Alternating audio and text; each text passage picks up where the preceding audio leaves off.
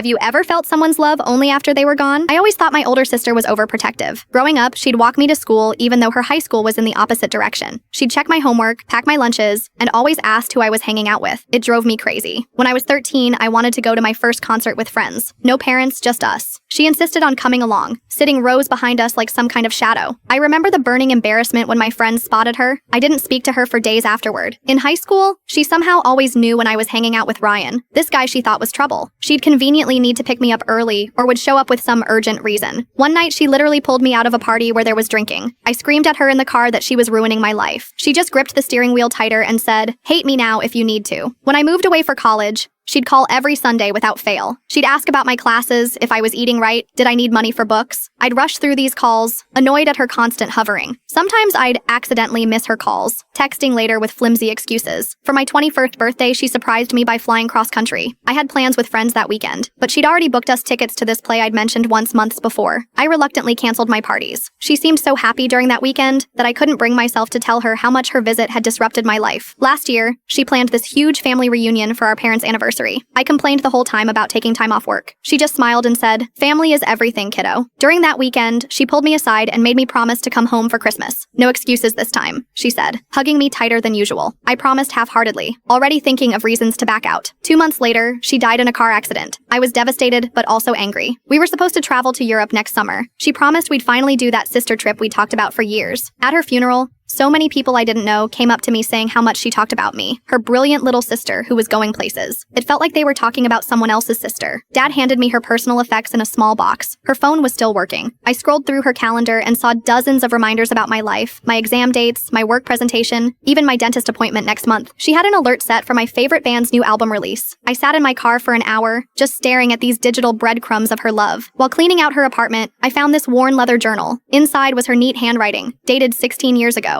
The first entry was from when I was 7. "Mom's not doing well. The doctors say she has weeks. She made me promise to look after sis. I'm only 15, but I swore I would. I never knew our mom was sick. Dad always told me she died suddenly from a heart condition." I kept reading. Every page detailed how my sister rearranged her entire life to keep her promise. She turned down her dream college because it was too far from home. She worked nights so she could walk me to school in the mornings. She scheduled her classes around my activities so I'd never be alone. There was an entry from the night of that concert. "She's so mad at me for showing up, but there were older guys hanging around. I'd rather have her angry than hurt." And about Ryan, found out he got arrested for dealing. Can't tell her how I know. Dad's police friend tipped me off. She'll understand someday. The last entry was from the week before she died. Sometimes I wonder if she resents how much I'm in her business. But I promised Mom I'd keep her safe. Maybe someday she'll understand it wasn't control. It was love.